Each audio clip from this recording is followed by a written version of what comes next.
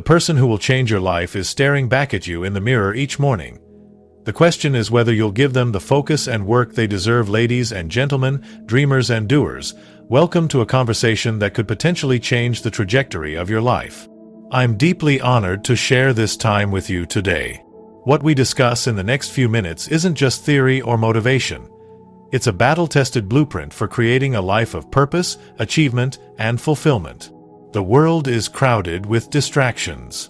Social media feeds showing highlight reels of others' lives. News cycles designed to capture your attention with fear and outrage. Friends, family, and colleagues, all with opinions about what you should do and who you should be. In this chaos of external voices, the most important voice, your own, gets drowned out. Today, we're reclaiming that voice. We're focusing on the most important project you'll ever undertake, yourself. And we're acknowledging a timeless truth that no shortcut can circumvent. Hard work transforms potential into reality. The person who will change your life is staring back at you in the mirror each morning. The question is whether you'll give them the focus and work they deserve. Self-investment is the ultimate path to growth.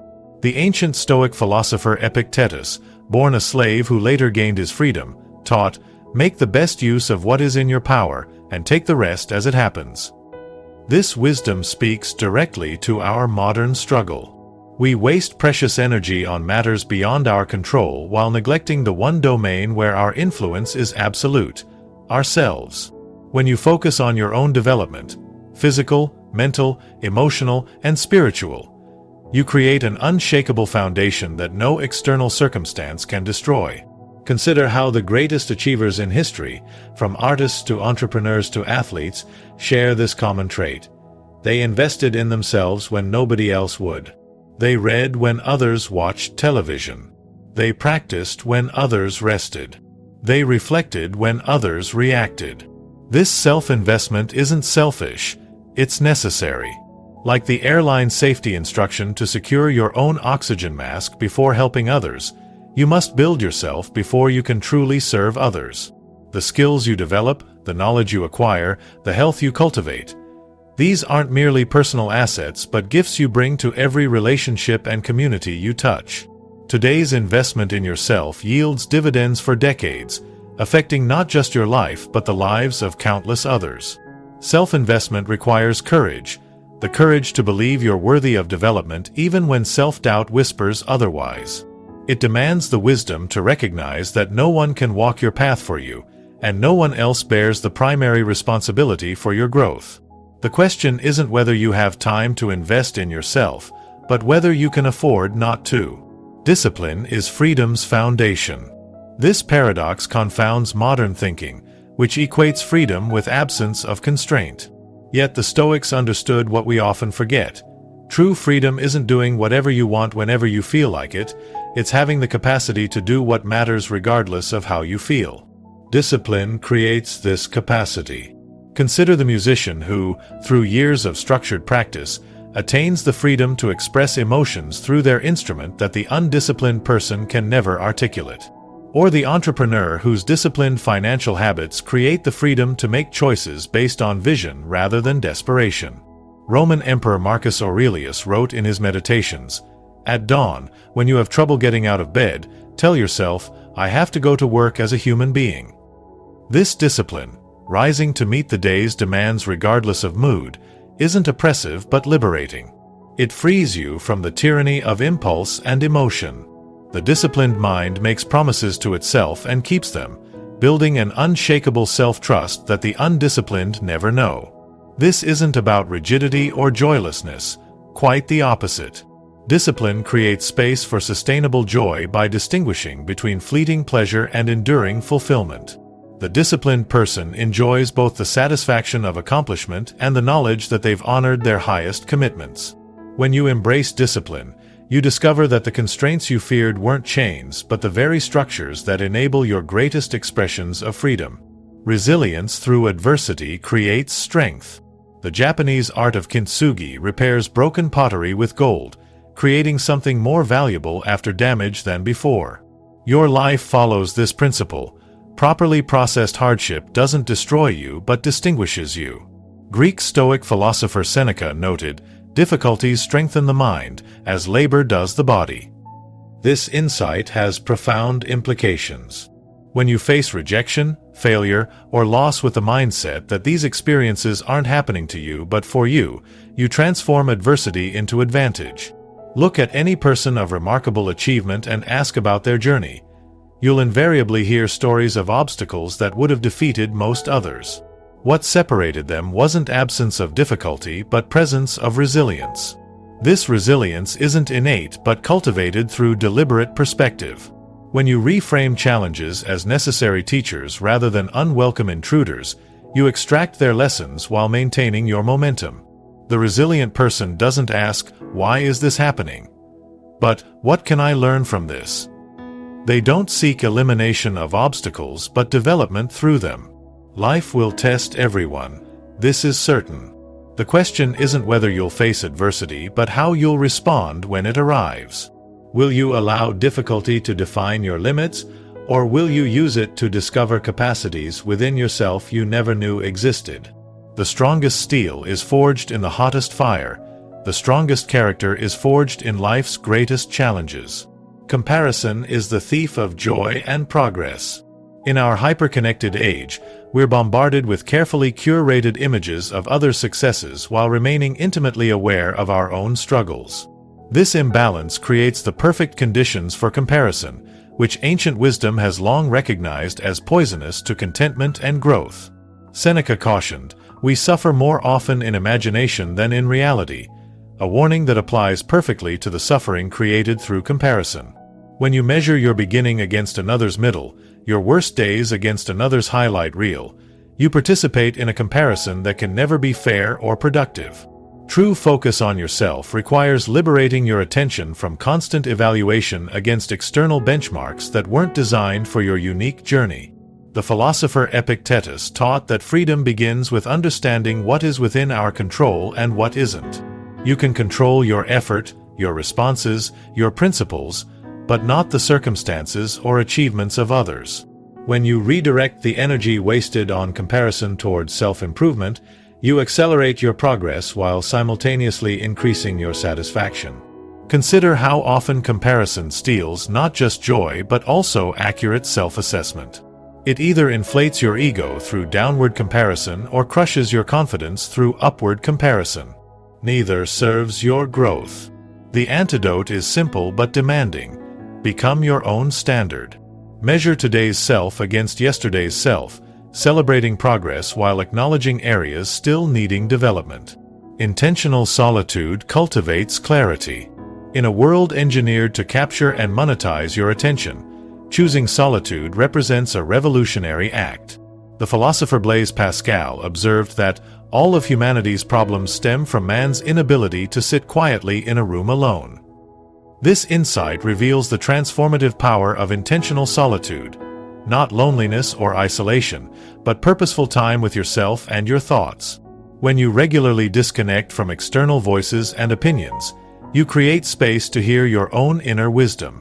The greatest thinkers, artists, and innovators throughout history maintained practices of solitude as essential to their creativity and clarity. This isn't coincidental. Solitude allows the mind to process experiences rather than merely accumulate them. It enables integration of knowledge into wisdom. It provides the necessary distance to distinguish between urgent demands and truly important priorities. In practical terms, this might mean morning meditation before engaging with technology, regular walks without digital devices, or scheduled periods for reflection rather than consumption. These practices seem simple but prove profoundly countercultural. Most will not make this choice, which partly explains why genuine clarity remains rare. Those who cultivate this capacity for intentional solitude develop an internal compass that guides them confidently, while others remain perpetually reactive to whatever captures their attention next. In solitude, you discover the difference between who you've been conditioned to be and who you truly are. Excellence as a habit, not an act. Aristotle taught that we are what we repeatedly do. Excellence, then, is not an act, but a habit. This ancient wisdom speaks directly to our modern obsession with outcomes over process, with achievement over development. True excellence emerges not from sporadic heroic efforts but from consistent, principled habits performed daily regardless of mood or circumstance. The focus on yourself that I'm advocating isn't about perfection but about practice, the unglamorous, often invisible work of showing up for yourself day after day. Consider how water, seemingly soft and yielding, eventually carves through solid rock not through force but through persistence. Your habits work similarly, gradually but inevitably shaping who you become. Many focus on dramatic transformations while overlooking the power of small improvements compounded over time. A 1% improvement daily becomes nearly 38 times better annually. Conversely, a 1% decline daily results in approaching zero. The margin between excellence and mediocrity isn't found in moments of peak performance but in the accumulated effect of daily choices. Excellence requires what the Stoics called amor fati, a love of fate that embraces the necessary work rather than merely enduring it. When you approach your habits with this mindset, even the most challenging disciplines become expressions of your highest values rather than burdensome obligations. Ask yourself, what are you practicing daily? What habit, if maintained for years, would transform your life beyond recognition? Excellence awaits not in some distant achievement but in today's deliberate practice. Legacy built through consistent, focused effort. What remains after you're gone?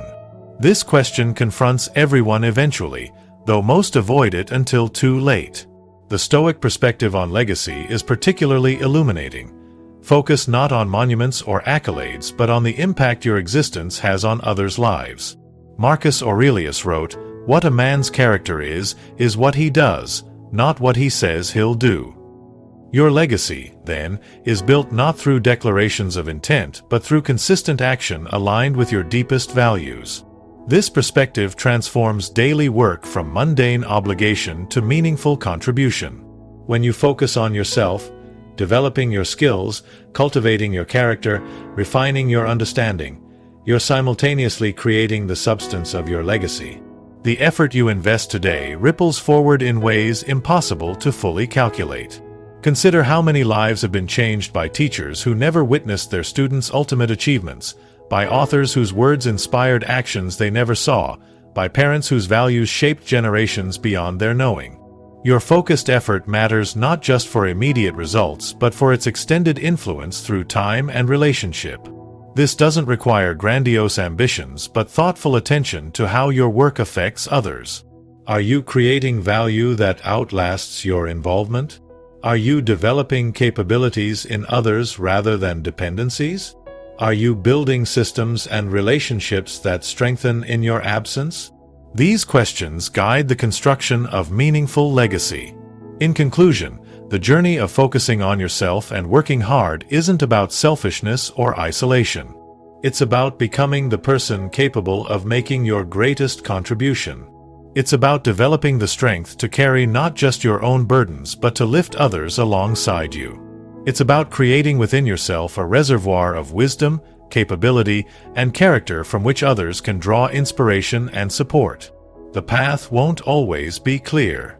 There will be days when motivation fails, when results seem distant, when others misunderstand your commitment to personal growth as self-absorption.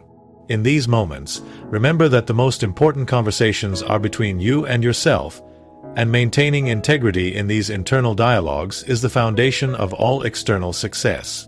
I thank you profoundly for your attention today, not merely for listening to my words, but for considering their application in your life. The true measure of this time together isn't in momentary inspiration but in sustained implementation. I'm grateful for your commitment to excellence, your courage in facing the challenge of genuine self-development, and your willingness to do the work that matters. The world needs what only you can offer, but first, you must develop it through focused attention and dedicated effort. The journey begins anew with each morning's choice to invest in yourself. Make that choice wisely, make it bravely, and watch as it transforms not just your life but the lives of everyone you touch. Thank you.